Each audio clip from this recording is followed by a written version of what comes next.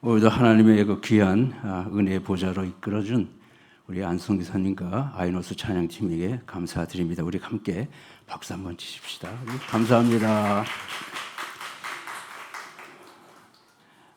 예배 드리기 전에 제 친구 두 분이 와서 같이 예배를 드리게 됐는데요. 타카하시 요지상하고 그다음에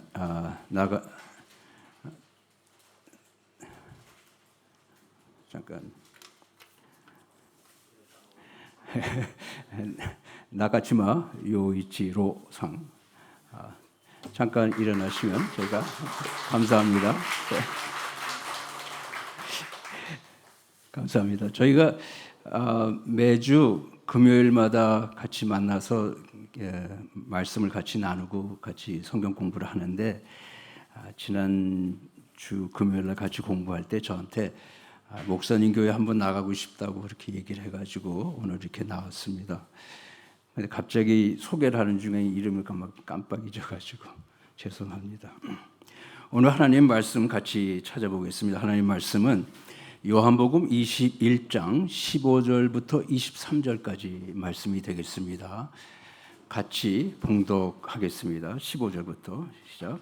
그들이 조반 먹은 후에 예수께서 시몬 베드로에게 이르시되 요한의 아들 시몬아 내가 이 사람들보다 나를 더 사랑하느냐 하시니 이르되 주님 그러하나이다. 내가 주님을 사랑하는 줄 주님께서 아시나이다. 이르시되 내 어린 양을 먹이라 하시고 또 두 번째 이르시되 요한의 아들 시몬아 내가 나를 사랑하느냐 하시니 이르되 주님 그러하나이다. 내가 주님을 사랑하는 줄 주님께서 아시나이다. 이르시되 내 양을 치라 하시고 세 번째 이르시되 요한의 아들 시몬아 내가 나를 사랑하느냐 하시니 주께서 세 번째 내가 나를 사랑하느냐 하심으로 베드로가 근심하여 이르되 주님 모든 것을 아시오매 내가 주님을 사랑하는 줄을 주님께서 아시나이다. 예수께서 이르시되 내 양을 먹이라. 내가 진실로 진실로 내게 이르노니 내가 젊어서는 스스로 띠뛰고 원하는 곳으로 다녔거니와 늙어서는 내 팔을 버리리니 남이 내게 띠띠우고 원하지 아니하는 곳으로 데려가리라. 이 말씀을 하심은 베드로가 어떤 죽음으로 하나님께 영광을 올릴 것을 가리키심이라.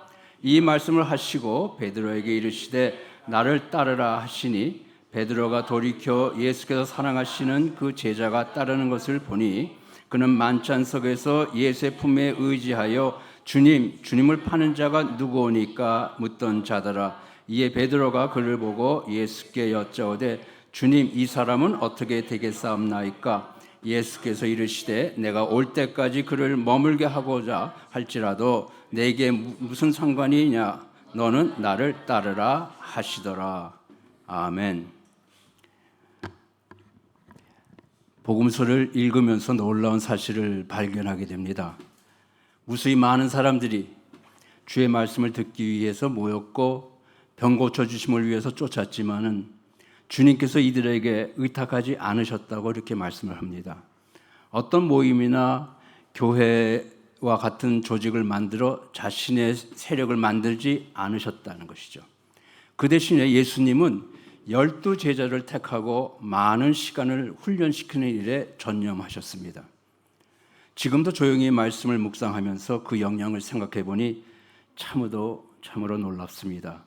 단지 12명의 제자들이 훈련을 받고 주님과 함께 생활하면서 주님께서 일하고 기도하고 말씀하고 가르친 일을 곁에서 보고 배웠습니다. 이 방법이 얼마나 효과적이고 효율적이면 12명으로 시작된 예수의 구원 사역이 2000년이 지난 지금까지도 힘차게 계속되고 오고 있고 인구의 4분의 2 이상이 예수 그리스도를 구주로 믿고 있습니다. 예수님의 관심사는 두 가지 측면으로 볼 수가 있습니다. 장기적으로는 제자들이 예수님의 관심을 갖고 살도록 하셨고 단기적으로는 제자들 앞에서 자신의 관심을 보여주셨던 것입니다. 참 간단하죠. 사람 사랑의 불꽃이 예수로부터 시작해서 제자들에게 이어지고 제자들로부터 다음 세대의 제자들에게 또 다음 세대에게, 또 다음 세대에게 사람 사랑의 불꽃이 붙여져 가는 것을 주님께서 기도하고 계획하고 그 일에 자신의 전 생애를 바치셨던 것입니다. 예수님의 관심은 마치 작은 점을 이어 선을 긋듯이 예수님의 사람 사랑의 불꽃이 제자들의 마음에 심어지고 그것은 제자들의 관심으로 변합니다. 그리고 그들의 사역 안에서 다음 세대의 제자들이 키워지고 그 제자들 안에 사람 사랑의 불꽃이 심어져 끊임없이 지속되는 가운데 구원의 불길이 전 인류 안에서 불붙게 하는 것입니다. 오늘 본문을 보니까 베드로에게 그 불꽃을 전수하는 주님의 음성을 듣게 됩니다. 그 자리에는 7명의 제자들이 있었는데 베드로가 제자들의 대표로 주의 사명을 듣게 된 것입니다. 이 음성은 믿는 자이면 모두 다 들어야 할 음성이고 또한 여러분과 나의 사명인 것입니다. 맡기신 사명을 효과적으로 효율적으로 행하려는 제자들에게 요구하는 것이 무엇인지 주님과 베드로와의 대화 속에서 알아보고 함께 은혜를 나누며 결단하고자 합니다. 15절을 보니까 그들이 조반을 먹은 후에라는 말씀이 있습니다. 그들은 예수님과 7명의 제자들입니다.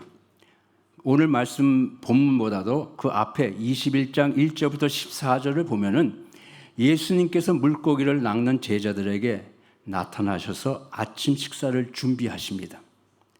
근데 그 7절 속에서 7절을 보면요. 21장 7절을 보면 예수님이 해변에 서 있는 것을 보고 베드로가 물속으로 뛰어들어가 주님께 불이 나게 헤엄쳐가는 것을 보게 됩니다.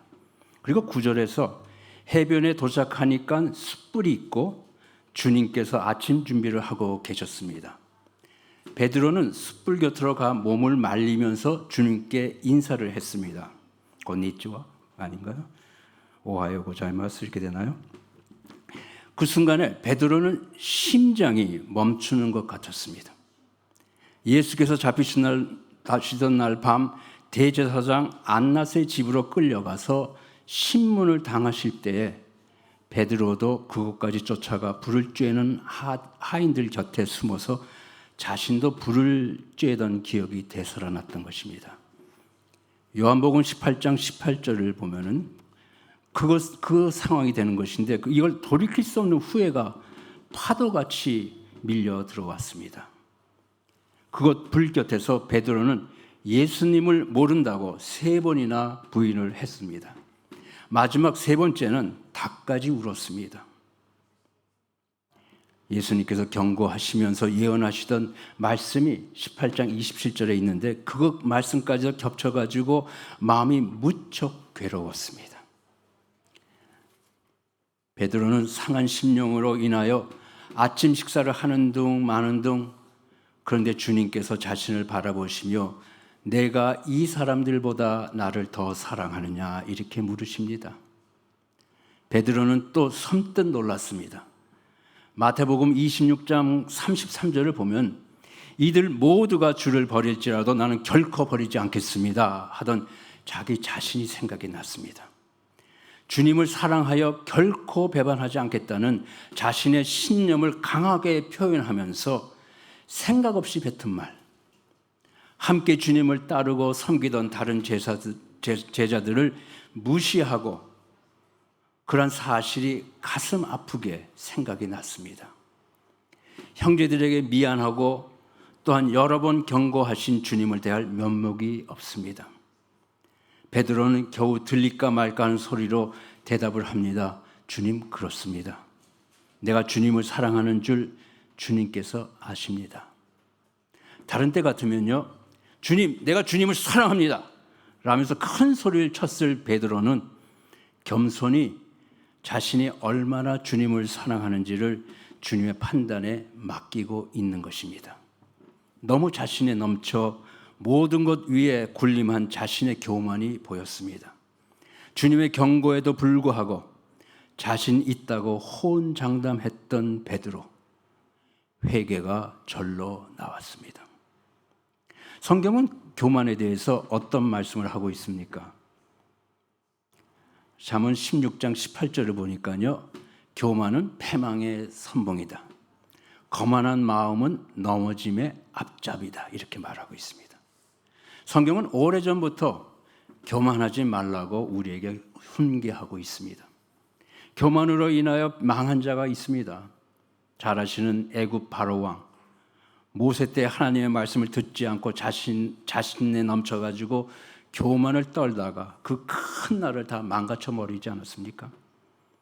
그런데 본문의 베드로 역시 이 교만으로 인해서 나락으로 떨어져 주님으로부터 멀어져 가고 있는 겁니다.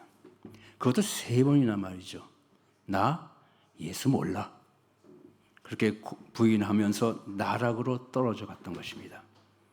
그런데도 사랑이신 주님께서 은혜를 베풀어 주시고 그를 회복하게 하십니다. 오늘 말씀에서 우리는 나락으로 떨어진 베드로를 회복시키며 겸손히 섬기는 자로 변화시키시는 주님의 사랑과 은혜를 보게 됩니다. 내 어린 양을 먹이라. 주님께서 주님의 양을 부탁하십니다. 어린 양이 누구입니까? 주님은 잃은 자를 찾아서 구원하러 오셨습니다. 이들에게 복음을 전하고 주님을 전하는 일인 것입니다. 베드로에게 내 어린 양을 먹이라고 하셨던 것은 나락으로 떨어졌던 경험을 잘 기억하고 활용하여서 어린 양, 즉 믿음이 약하여 여러모로 실수를 저지르는 어린 신앙인들을 주의 사랑으로 품으며 도와서 바른 신앙인으로 서도록 도와주라고 하시는 말씀인 것입니다. 누가복음 22장 31절 2절을 보면 말이죠. 사탄이 너를 밀가부르듯 하려고 요구하였다. 내가 너를 위하여 내 믿음이 떨어지지 않기를 기도하였다. 그러니 너는 돌이킨 후에 내 형제를 굳게 하라 하는 말씀이 있습니다. 이 말씀을 보면서요. 우린 주님께서 왜 사탄이 베드로를 시험하도록 하셨는가 하는 질문을 하게 됩니다. 왜 막지 않으셨어요? 막는다고요? 언제까지 막고 계셔야 합니까? 베드로에게 고질적인 문제가 무엇입니까? 여러분 잘 아실 거예요. 교만스러운 입입니다. 대변인같이 언제나 이 말 저 말을 서슴지 않고 하고 있습니다. 언젠가는 스스로 당해야만 합니다. 그래야 잘못도 깨닫게 되고 회복이 되면 큰 능력자가 될 수 있는 것입니다. 여러분 바울의 경우를 한번 생각해 보시기 바랍니다. 고린도 후서 12장 7절부터 9절까지 9절 앞에 부분까지인데요. 그걸 보면 말이죠. 바울이 그 말씀 전체적에서 9절 마지막에 나에게 이르시기를 내 은혜가 내게 족하다. 그러면서 그가 깨닫는 것이 내 능력이 약한 데서 온전하여짐이라는 얘기가 있습니다. 주님께서는 베드로가 그 바울과 같은 그러한 속에서 그냥 시험을 당하게 하신 것입니다. 베드로는 시험을 통해서 강해졌던 것입니다.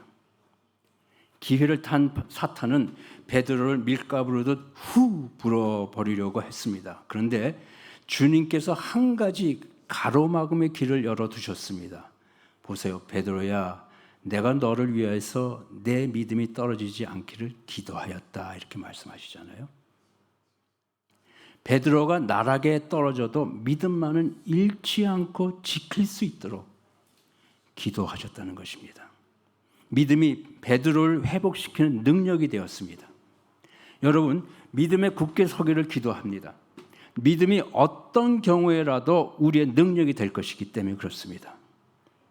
주님께서는 우리의 실족, 우리의 실패도 주의 나라를 세우는 데 사용하십니다. 여러분, 나는 아는 것이 없어. 능력이 없어. 형편없이 나락에 떨어진 탕자야. 상관없습니다. 믿음만 굳게 잡고 서서 주를 위해 헌신하십시오. 베드로같이 말입니다. 반드시 승리할 것입니다. 16절을 보니까요. 두 번째로 요한의 아들 시몬아 내가 나를 사랑하느냐 하십니다. 시몬이라는 이름은 말이죠. 베드로의 믿기 전의 이름입니다. 인간의 냄새가 펄펄 나는 이름이죠. 베드로야 하지 않고 요한의 아들 시몬아 이렇게 말씀하셨습니다. 그전까지는 베드로라고 말씀하셨는데 말이죠. 주님과의 관계가 완전히 회복되기 이전을 말씀하는 듯합니다. 요한복음 1장 42절을 보면 요한의 아들 시몬이니 장차 내 이름을 베드로라 할 것이다 하고 주님께서 베드로라는 이름을 주셨습니다. 믿기 전에는 시몬의 아들 요한의 아들 시몬아 이렇게 말씀하셨죠. 근데 마태복음 16장 17절에서도 베드로가 굉장한 신앙 고백을 합니다. 주는 메시아여 살아계신 하나님의 아들입니다. 이렇게 고백을 할 때 주님께서 이런 말씀하세요. 바요나 시몬아 내가 복이 있다. 이를 내게 알게 한 이는 혈육 인간 냄새가 풀풀 나는 시몬이 아니다는 거예요. 하늘에 계신 내 아버지라 너는 이제는 베드로라 믿는 자다. 근데 베드로라는 그 이름을 주님께서 부르시지 않고 요한의 아들 시몬아 부르신 이유가 있었던 것이죠. 근데 두 번째에도 주님께서 그렇게 부르시고 난 다음에 내가 나를 사랑하느냐 이렇게 물으십니다. 그런데 첫 번째와 달리 내가 이 사람들보다 나를 더 사랑하느냐 하는 말씀은 하시지 않아요. 내가 나를 사랑하느냐. 베드로는 이번에도 겸손히 주님께서 내 자신의 마음을 아시는 하나님이심을 고백합니다. 그때 주님께서 내 양을 치라 이렇게 하십니다. 오늘 말씀에서 우리는요, 말씀 속에서 세 번이나 한 번은 내 어린 양을 먹이라, 내 양을 치라, 내 양을 먹이라고 그렇게 하시는데 사명을 맡기십니다.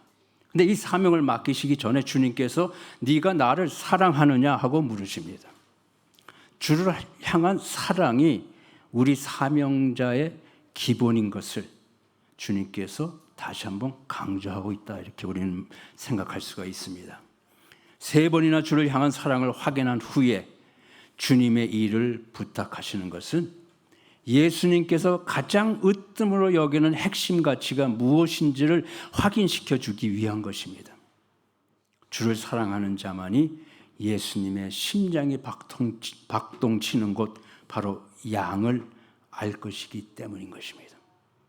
주님은 잃은 자를 구원하기 위해 높고 높은 보좌를 버리고 낮고 천한 인간들의 삶 속으로 찾아오셨습니다. 주님은 삭개오를 찾아오셨고 베데스다 연못 곁에 38년간이나 누워있던 병자를 찾아오셨습니다. 주님은 저를 찾아오셨고 여러분을 찾아오셨습니다. 주님의 심장 박동과 베드로의 심장 박동이 맞지 않는다면요, 혹 역박자가 생긴다면요, 베드로의 사역은 별 효과가 없을 것입니다. 어떤 때는 늪이 되어버리고 또 잘못되면 주님을 대적하게 되는 결과를 낳게 될 것입니다. 그러니까 주님께서 내 마음을 내 심장 박동에 맞추라, 날 사랑하느냐, 내 양을 치라 하셨던 것입니다. 주님께서 말씀하시는 내 양, 주님의 양에 주의를 기울여야 할 것입니다. 그러나 기독교 역사를 보면 자신의 심장 박동대로 사역을 하면서 신앙생활을 해온 사람들이 의외로 많습니다. 잘 되어가는 듯하면 자신의 욕심과 욕망이 앞을 섭니다. 이걸 우리는 흔히 사꾼 목자라고 합니다. 면죄부를 판 로마 가톨릭 교회와 그 외에 수많은 개신교 교회 지도자들은 자신의 심장 박동대로 주님의 행세를 했던 것입니다. 우리 개인의 가치로 주님의 것을 대체할 수 없습니다. 내 양, 바로 주님의 양을 먹이고 가르치고 도와주어야 하는 것입니다. 오해하면 절대 안 됩니다. 주를 사랑하듯이 이들을 사랑하고 주를 섬기듯이 이들을 귀하게 여기고 도와서 온전한 자로 서도록 하여야 할 것입니다. 주께서 생명을 바쳐 구원한 자들입니다. 주님의 양입니다. 내 양을 치라. 양을 친다는 말씀의 뜻이 무엇입니까? 어부인 베드로와 제자들에게 주님은 양을 치라고 목양의 일을 맡기십니다. 복음전도, 곧 사람을 낚는 일이 목양과 접목되고 있습니다. 그러므로 전도나 선교나 목양을 구분 지을 수가 없습니다. 전도는 목양을 동반하고 목양은 전도를 통해서 이루어지기 때문인 것입니다. 양을 치는 일이란 주의 말씀을 가르치고 훈련을 하고 말씀으로 훈계하며 교정하여서 바로 서게 하는 일인 것입니다. 목자에게 두 개의 지팡이가 있다고 하죠. 하나는 인도하는 지도자의 지팡이, 모세의 지팡이 같은 것입니다. 또 하나는 말을 듣지 않는 양을 훈계하는 작은 몽둥이 같은 지팡이가 있습니다. 교회는 오랫동안 교인에 대해서 치리권을 행사했습니다. 잘못하면 교회 행사나 성만찬 참가 같은 일을 하지 못하도록 했습니다. 그러니까 최악의 경우에는 교회에서 쫓겨나기도 했습니다. 그런데 지금은 그러한 치리권을 행사할 힘을 버려버렸습니다. 그래서 교인들이 엉뚱한 곳으로 가고 형편없이 돼버려도 상관하지 않는 것이 오늘의 교회들입니다. 주님께서 맡기신 그 치는 일을 하지 못하고 있는 것이다 이렇게 생각을 합니다. 베드로는 주께서 내 양을 치라고 하실 때 주께서 자신의 발을 닦아주던 일이 기억이 났습니다. 요한복음 13장 8절부터 10절까지를 보면은 베드로하고의 이 대화가 나오죠. 내 발은 절대 씻지 못합니다, 주님. 그때 주님께서 대답하기를 뭐라고 하십니까? 내가 너를 씻어주지 아니하면 내가 나와 상관이 없다. 그때 주님께서 하신 그 말씀을 이해를 하지 못했을 겁니다. 그런데 나락으로 떨어진 후에 지금 이 자리에서 그 말씀의 진리를 깨닫게 된 것입니다. 주님께서 나를 회복시켜 주시지 않으신다면 나는 주님과 아무런 관계가 이루어지지 않는다는 사실이에요. 주님께서 그날 발을 씻으시면서 제자들에게 믿는 자들이 주 안에서 회복되는 과정을 설명해 주고 계셨던 것입니다. 그것을 깨달았죠. 다시 말한다면 믿는 자들은 예수의 십자가의 구원을 통해서 죄사함을 받았습니다. 그러나 살아가는 중에 또 죄를 지어 나락으로 떨어질 수가 있다는 사실을 말씀하시면서 회복의 과정을 가르치신 것입니다. 우리는 믿음 생활을 하는 중 지은 죄를 주로부터 용서받아 주님과의 관계를 회복해야 사는 것입니다. 그렇기 때문에 주님과 바른 관계 속에서 주님의 일을 온전히 할 수가 있습니다. 주님께서 오신 목적이 뭐라고 했습니까? 요한복음 10장 10절에서 양으로 생명을 얻게 하고 더 풍성히 얻게 하려는 것이다. 믿는 자가 생명을 얻고 더 풍성히 얻기 위해선 주님을 믿고 주님과의 관계를 온전히 유지해야 한다. 하나님이 거룩하고 완전하신 것과 같이 용서하시는 이 과정 속에서 우리도 예수님을 닮아 거룩하고 완전해지는 것입니다. 17절을 보면요, 주님께서 세 번째 내가 나를 사랑하느냐 함으로 베드로가 근심하였다 이렇게 얘기를 하고 있습니다. 주님께서 내가 날 사랑하느냐 하면서 질문을 하셨는데 베드로가 근심하였다고 합니다. 왜 근심을 하였던 것입니까? 주님께서 말씀하시는 사랑의 의미가 약간 바뀐 것을 베드로가 캐치했던 것입니다. 15절과 16절에서 나를 사랑하느냐 하실 때 사랑이란 단어가 헬라어로 아가페, 신적 사랑, 가장 강렬하고 센 사랑을 뜻하고 있습니다. 베드로야 내가 나를 신적 사랑으로 사랑하느냐 하신 것이죠. 그런데 17절에선 필레오, 즉 부모가 자식을 사랑하는 사랑, 사제간의 사랑같이 숭고하고 아주 강렬한 사랑을 뜻합니다.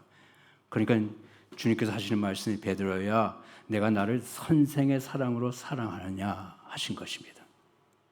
실은 15절과 16절에서 예수님의 신적 사랑 질문, 예수님께서 질문을 그렇게 하실 때 베드로가 필레오 사랑으로 대답을 해왔습니다. 네, 그렇습니다. 내가 주님을 선생의 사랑으로 사랑하는 것을 주님께서 아십니다 라고 말이죠. 이런 베드로의 사랑을 고쳐주는 대신에 세 번째 주님께서는 오히려 한 발 물러서서 베드로야 내가 나를 필레오의 사랑으로 사랑하느냐고 물으니까 그 차이를 깨달은 베드로가 근심을 했던 것입니다.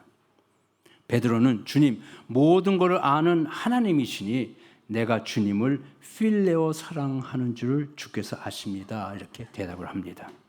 이제 두 사람의 사랑이 하나로 하모니를 이루게 되었습니다.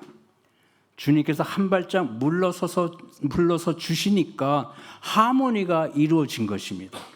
예수님께서 베드로의 발을 씻어 주시듯이 스스로 내려앉아서 신적 사랑을 할 수 없는 인간 베드로를 안아주셨던 것입니다. 히브리서 2장 18절의 말씀이 그대로 우리가 이해를 할 수 있게 되는 것인데요. 임마누엘 하신 주님의 진리를 우리가 깨닫게 됩니다. 하나님께서 하나님을 주장하고 인간은 인간을 고집하면 결코 구원이 이루어지지 않습니다. 그런데 하나님께서 임마누엘 하셔서 사람이 되셔서 인간의 구석구석을 다 이해하고 계시게 되는 것입니다. 그러니까 인간은 진정한 구원을 누리게 된 것입니다. 할렐루야. 우리도 가정이나 교회나 사회에서 관계 회복을 위해서 주께서 베드로를 회복시켜 주신 바와 같이 회복에 힘을 써야 할 것입니다. 피해를 당한 자가 먼저 회복에 힘을 써야 할 것입니다. 피해를 당한 자가 먼저 회복을 꾀하고 그것까지 내려가 주어야 할 것입니다. 우리 사회에서는 흔히 성하고 있는 이에는 이, 눈에는 눈이라는 율법적 관계 회복은 믿는 자의 가정과 교회에서 통하지 않습니다. 예수께서 보여주신 바와 같이 죄를 범한 자의 자리까지 내려가야 이해하게 됩니다. 용서가 되는 것이죠. 18절과 19절을 보면은 주님께서 베드로에게 말씀을 하십니다. 젊어서는 내가 스스로 띠띠고 원하는 곳으로 다녔거니와 늙어서는 내 팔을 벌리리니 남이 내게 띠띠우고 원치 않은 곳으로 데려가리라. 이 말씀하신 건 베드로가 어떻게 죽을 것이다, 하나님께 어떻게 영광을 돌릴 것이다 하는 그런 뜻으로 말씀하셨다 하는 것이죠. 그런데 이 말씀을 가만히 보시면요, 젊어서는 내가 스스로 띠띠고 원하는 곳으로 다녔거니와, 이건 과거 형사예요. 과거형으로 써져 있습니다. 그런데 늙어서는 내 팔을 벌리리니 남이 내게 띠띠고 원치 않은 곳으로 데려가리, 미래형이에요. 여러분 잘 아시는, 그냥 딱 보면 그대로 알게 되죠. 그런데 늙어서는 몇 살을 얘기하는 거예요. 베드로가 몇 살이 되어야 베드로가 이제 내 팔을 벌리고 자기 마음대로 할 수 없는 때가 되는 겁니까? 70살?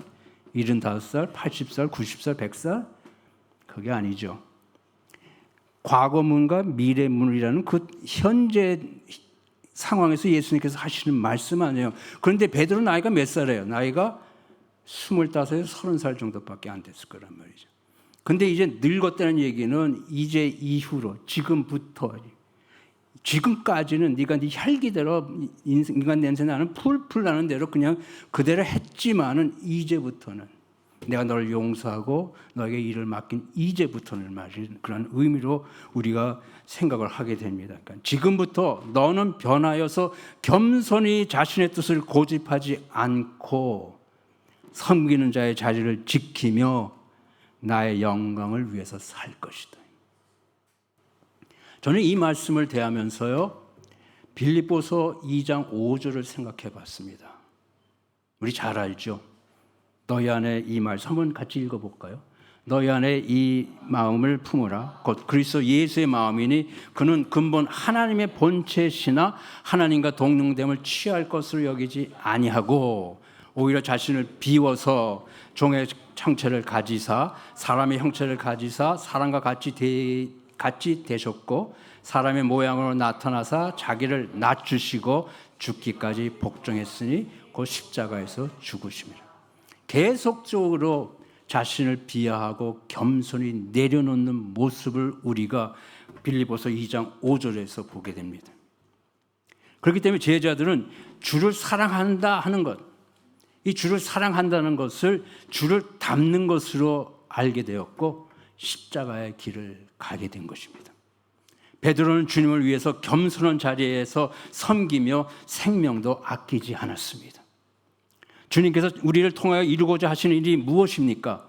복음 전도요, 땅끝까지 예수의 증인인 것입니다. 베드로와 같이 주의 사랑의 불꽃이 되어서 죽음도 불사하고 주의 영광을 위해 살아야 할 것이다. 19세기 말 한국의 복음이 전해지기 시작할 때 언더우드와 아펜젤러라는 선교사가 들어와서 한국 감리교를 창설하고 배제학당을 설립하면서 복음 전도에 힘썼습니다. 아펜젤러는 1902년 목포에서 열리는 성경 번역자 대회에 참석하기 위해서 배를 타고 가던 중에 배가 충돌해서 목숨을 잃었습니다. 여러분 잘 아시는 이야기죠. 아펜젤러의 이야기는 그것으로 끝이지 않았습니다.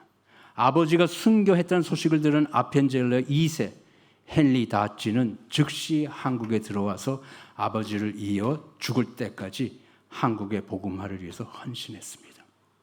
아펜젤러는 주의 사랑의 불꽃이 되어서 죽기까지 한국 사람들을 섬겼습니다. 아들 헨리 다찌에게 전달된 사랑의 불꽃은 지금도 한국에 활활 불타오르고 있습니다. 오늘 20절과 22절 보니까요, 베드로는 자신의 죽음에 대하여 말씀하시는 예수님의 예언을 들으면서 곁에 있던 요한에 대해서 물어봅니다. 그때 베드로는 예상치 못한 주님의 준엄한 대답을 듣습니다. 내가 그를 머물게 하고자 할지라도 내게 무슨 상관이냐? 넌 나를 따르라. 한눈 팔지 말고 내게 맡긴 일에 집중하라. 내 일에 초점을 맞추고 다른 일에 신경 쓰지 말라 하시면서 주님께서 2번이나 너는 나를 따르라 이렇게 말씀을 하셨습니다. 특별히 주의 일을 할 때는 신경을 집중할 필요가 있습니다. 예기치 않은 곳에 적을 만날 수 있기 때문입니다. 그것이 자신의 욕심이 될 수 있고 타인의 방해일 수도 있습니다. 그러나 우리가 알아야 할 것은 마귀는 언제나 주의 일이 성사되지 않도록 우리를 무너뜨리려고 지켜보고 있다는 것입니다. 그렇기 때문에 늘 깨어 기도하고 자신을 성결하여서 주님께 의지하는 믿음을 키워야 합니다. 나를 따르라 하신 주님께 우리의 초점은 맞추어져 있어야만 합니다.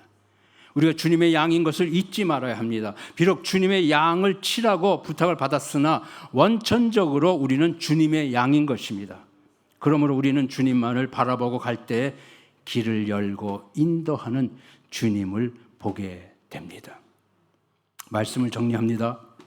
주님은 우리에게 내가 이들보다 더 나를 사랑하느냐 이렇게 하십니다. 왜 이렇게 질문하십니까? 주님을 사랑하기 때문에 이웃을 사랑할 수가 있습니다. 주님을 사랑하기 때문에 주의 일을 할 수가 있습니다. 주님을 사랑하기 때문에 주님의 박동에 나의 심장의 박동을 맞추고 주님을 사랑하기 때문에 주님의 꿈과 비전이 나의 것이 되고 열매를 맺을 때 주님과 함께 기뻐하게 됩니다. 우리는 주님을 사랑하기 때문에 우리의 존재를 알게 됩니다. 여러분, 내가 나된 것은 나의 인간적인 모습이나 꿈이 아니라 내 마음속에 뿌리 박혀 있는 예수님 사랑, 온 마음과 생명과 뜻을 다하여 주님을 사랑하는 마음으로 하나님을 사랑하게 되고 나를 짓고 생명을 주신 하나님의 뜻에 맞는 하나님의 사람, 예수의 제자가 되는 것입니다. 사랑하는 성도 여러분, 예수의 제자로 예수의 사랑의 불꽃을 피우며 살아가십시다. 할렐루야. 기도하겠습니다. 자비로우신 하나님 감사합니다. 우리를 사랑하여서 자신을 태우고 십자가에서 죽으시고 부활하신 주님을 기억하고 주님을 사랑합니다. 주님, 저희들이 고백합니다. 주님의 심장 박동이 그 고동치는 곳에서 우리의 심장이 박동치게 하시고 주님의 은혜 속에서 우리가 그리스도 예수의 제자된 삶을 온전히 살아 주님의 사랑을 세상에 증거하는 자들 되게 하여 주시옵소서. 감사 찬양을 드립니다. 예수 그리스도 이름으로 기도합니다. 아멘.